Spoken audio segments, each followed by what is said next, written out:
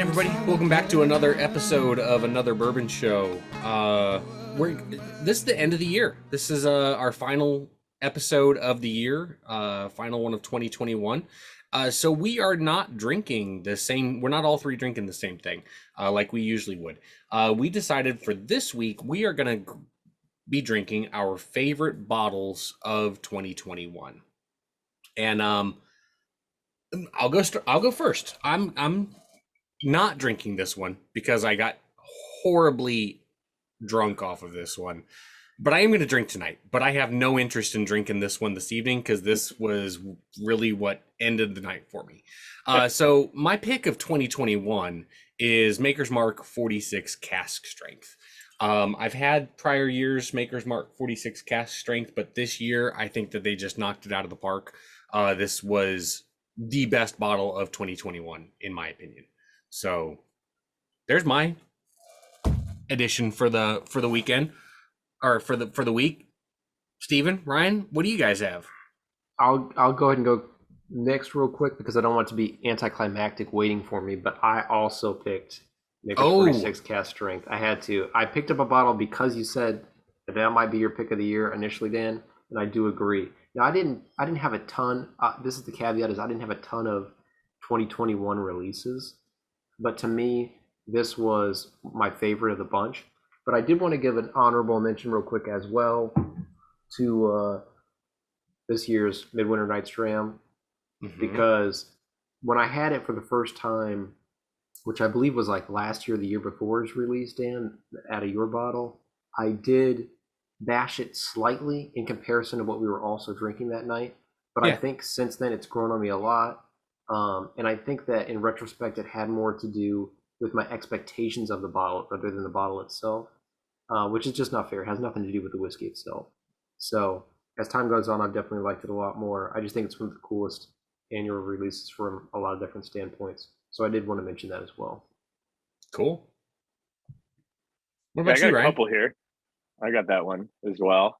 All right. Good bottle. I mean, I'm about to polish that off probably sooner than later. But there's also one I have here, and then one I don't have because I drank it all. But the 1792 Full Proof store pick, which is a really good one. That could have been an honorable mention too. I forgot I had that out of your bottle as well. That was really good. Yeah. So I'll probably have a glass or two of that tonight. And my favorite one, though, and I wasn't able to go out and buy a bottle, was the and I think it was this past year. It wasn't a year ago. The Angel's Envy Rye. Yeah. I don't have any left in the bottle, so I didn't. I threw the bottle away because I drank through it in about 2 weeks. But that was probably my number one from this past year, which still shocks me because of my history with them. But it was good. I think I had some last night actually when I was. That's still my highest rating, like out of any bottle so far. I love it a lot as well. I didn't include it in this list because I was limiting myself to not just stuff I've had this year, but like kind of came out this year. But yeah, if I'm just ranking all stuff I've had this year, that's definitely right up there too. Yeah. And I will say that the week of Thanksgiving, every morning of that week, Monday through Friday, I did a little series for TikTok of Will It Waffle. Did I tell you guys about that? I was watching some of those the other day. Okay. And Angel's Envy tastes terrible on waffles. That we don't normally give that rating on this show, but that's something we should maybe do every now and then, is how does the whiskey taste on waffles? I will say that Angel's Envy Rye was very disappointing on waffles. I thought it would.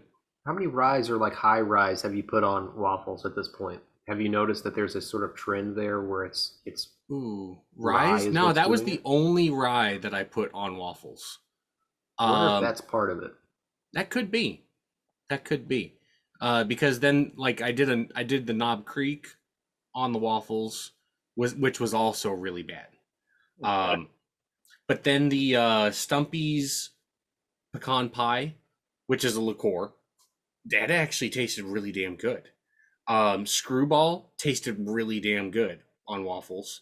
And then the other one was Wild Turkey American Honey. Tasted pretty good on waffles.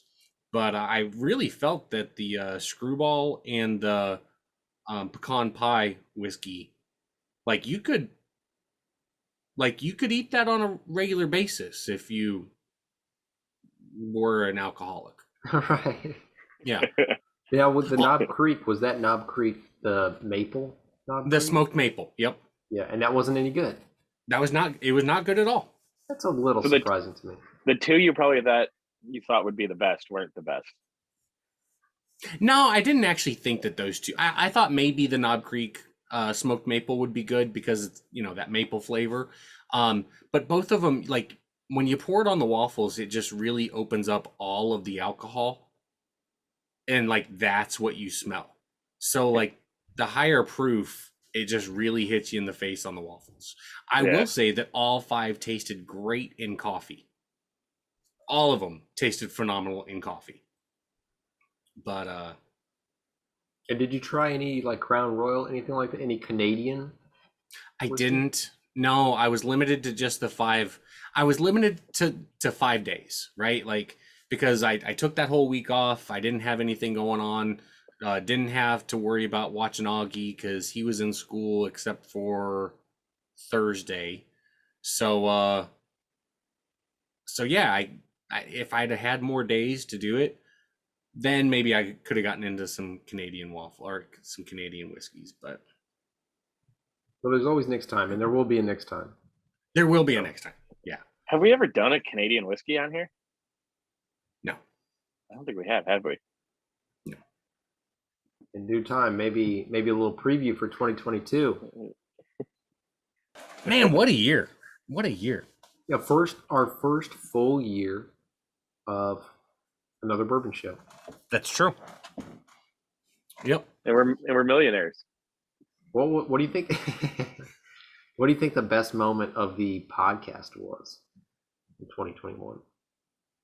The week you guys weren't on. Okay, I guess that's the low hanging fruit. Well, what about when I had my emergency and had to go take a shit? Was that this year? Yeah. Okay. Okay, yeah, that's up there. Yeah, the Code Red was pretty great. I would say that one of the best moments of the year for the podcast was actually, and I know he's going to listen to this, and I wish he didn't hear it because fuck him, was actually introducing you guys to Connor. Because Connor is come on. Connor's a good dude, and he is officially a friend of the show now. And he's just a solid guy. Get a room, Jesus Christ. Yeah. Well, I told him that whenever I make it out to Park City, I said I'm gonna sleep on your couch. He goes, "No, you're not. My fiance is gonna sleep on the couch, and you're sleeping in the bed with me." I was like, well, "Shit, yeah." Okay. Did you guys meet just through the TikTok account? Yeah. Met through TikTok. So Dan, you can have your little. Well, I think the best one of the year was introducing you guys to Connor. I think it's when we were talking about how we should have killed Bob Seger. Okay, that's not. Yeah, that's up there too. Yeah, that's up there really high. That one went off the rails, didn't it? Oh yeah. Yeah, it did. Yeah. Why did you guys have to stop another bourbon show? What was the issue? Oh well, we were talking about how we should kill Bob Seger, and it kind of took us off the air. Death threats to national musical icons that I thought were already dead. I believe your comment, Dan, was if you killed him, it wouldn't smell any different in that elevator. Yeah, so I decided I am actually going to drink some tonight, but I'm going to drink this one. And this is the 2020 edition, so I can't say it's one of the best of 2021, but that Armagnac finish seems like it'll be okay for me. Like, what bottle is that? The Yellowstone limited edition. Oh, okay. Yeah. Yeah, I think my stomach can tolerate this. I think you need a whiskey with a Malox finish right now, or Mylanta finish, Dan. You got to be at a was pretty bad. rough point if you have to give up drinking. Well, there's just sides of alcoholism that like I can't even comprehend. You know? Okay, this is one of my new favorite lines from the show.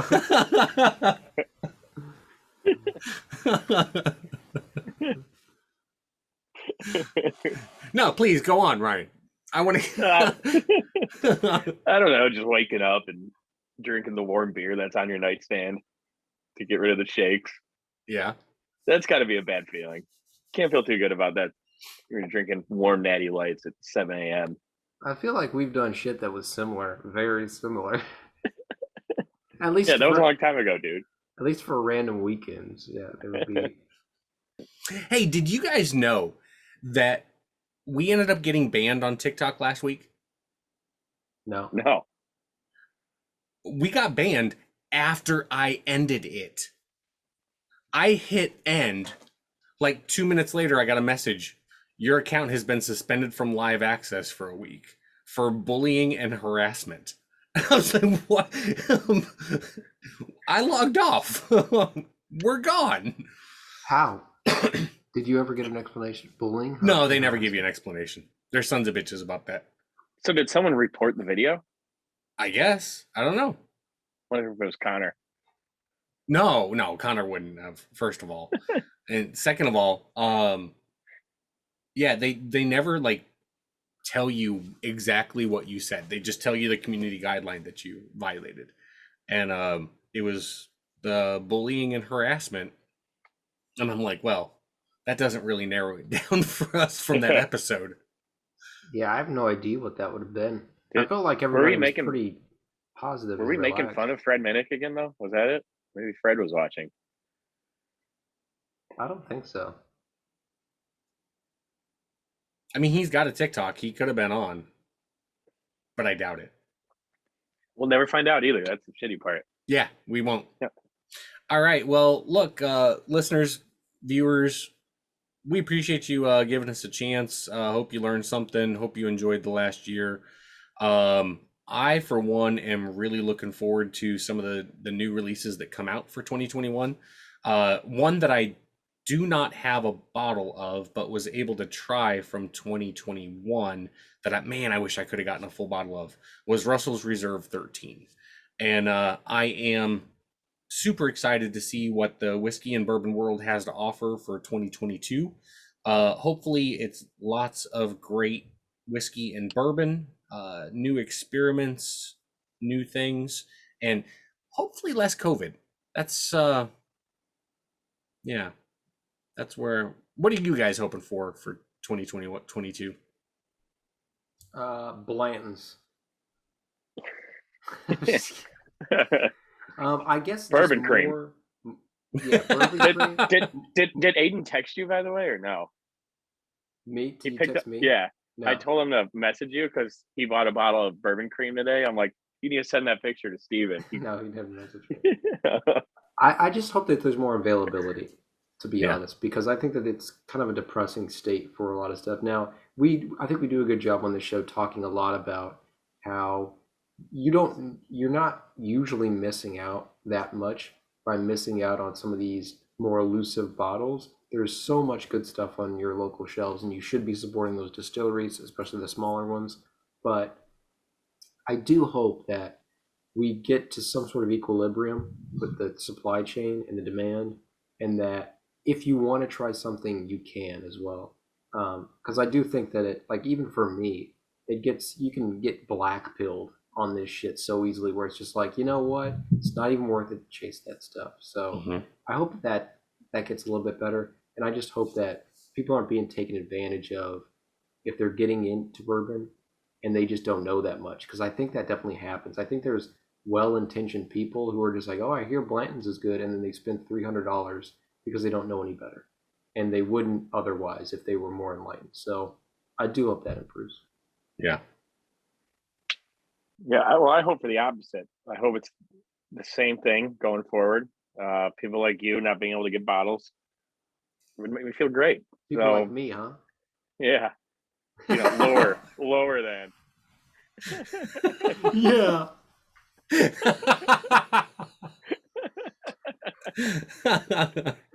Here's what I hope for: less COVID, but there'd probably be more COVID. And Fred Minnick to stop reviewing bottles, or if he does, at least put a tie on. All right. Well, thanks for listening to us, and we'll see you 2020. Oh yeah, 2022. Oh fucking A. I'm telling y'all, I feel like shit. Yeah, that was a mistake.